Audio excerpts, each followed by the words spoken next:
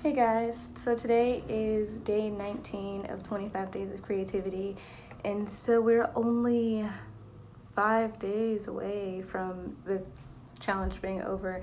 But today's challenge is very special and important to me because it's one of the days that I feel requires the most vulnerability because I'm talking about regret. And yeah, so I'm gonna wait for a little bit to see if anyone joins, and then we're gonna get into it.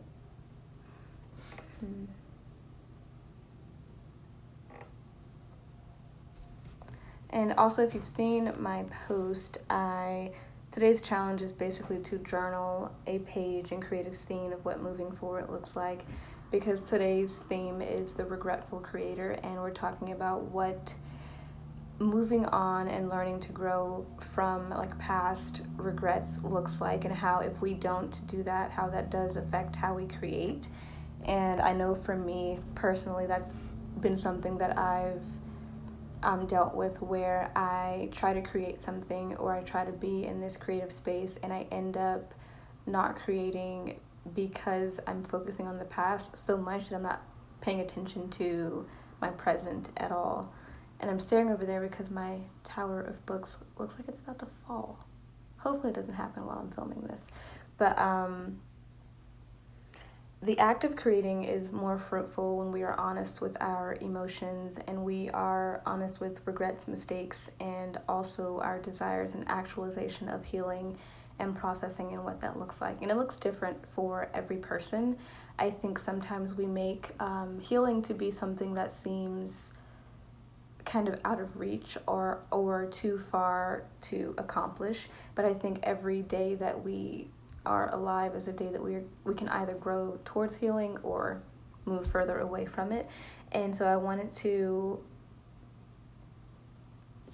come from this place of helping those who are doing the challenge understand that when we focus so much on negative things and when we focus on how our past has not been the best, that can affect how we create and oftentimes can cause us not to create at all. And one of the things that I've written in today's challenge is that negative thinking and an unhealthy connection to the past can bind you, the creator, in shame and insecurity, causing you to feel unworthy of every task you put your hands to create.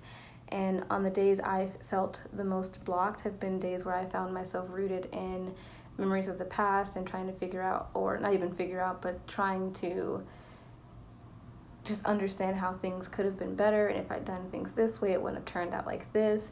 And I'm a person who internally processes a lot. I also verbally process a lot, but I tend to think on things over and over and over again, and it can be something that happened 3 years ago and I'm just like, I wish that situation could have gone better, and I end up processing things. Sometimes processing things much later, because instead of processing and healing and moving on, I think on it and think about how I shouldn't have done something or I should have done this. And because clearly we can't change the past, I kind of just think about how things can't change and how it stays the same. That moment in time is a moment in time that I cannot go back and change. And I've noticed these last couple of years how I have taken moments that I couldn't change and just kind of honed in on that. Instead of focusing on my present and focusing on my now, I would focus a lot on the past, and it would not be intentional. It was just something I developed over the years of just constantly thinking about how things could have been different or better, or how I could have done better with this decision or with this conversation.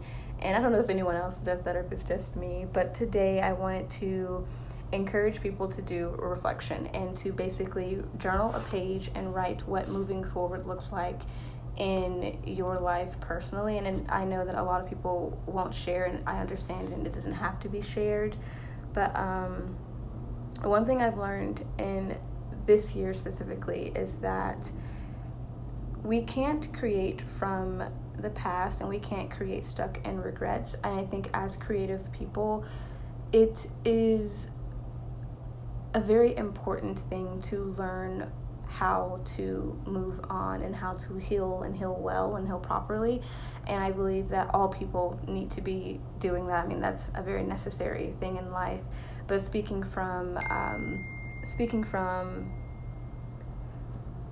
I lost my train of thought. But speaking from the creative sense, that how we process our own lives and how we process moments in our lives and how we've grown to adapt to certain situations, whether negatively or positively, can affect how we move and how we move throughout life.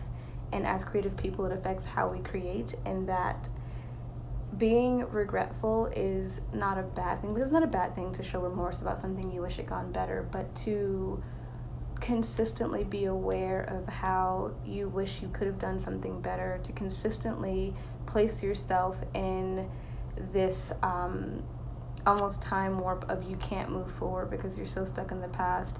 It doesn't help the creative process, and it doesn't help you as a person to develop healthy and whole routines of what it looks like to be a healthy and whole individual. And so our creativity lives in the now, and we have to be active in the development of not just our creativity, but our mental and emotional and even spiritual healing as individuals, because how we create and who we are as creative people literally is this connection of our mental and emotional and spiritual and physical well-being. All of that affects how we create and how we are as people. And so the creativity tip for today is that it will always take courage to move beyond what you've always known in life. We grow for a reason, because in each season we are meant to leave it more whole and more healed than before.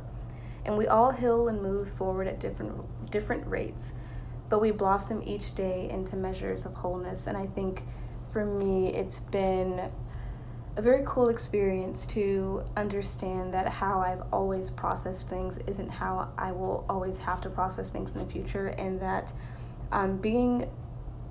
developing healthy habits of how I look on the past and how I look towards the future and how I live in the present helps me be a better creative person. It helps me understand my creativity and helps me understand my own healing process in life. And I think that it's just important to know how to move on and to know how to reflect, and to reflect well and to reflect with grace, because as much as we give other people grace, we have to give ourselves grace as well. And so yeah, that's pretty much all I have for today. And if you guys have any questions, any comments or concerns, you can always message me. And I hope that these last few days of the challenge is going well for you. And I'm just excited to see how you guys end, and I hope that you end well.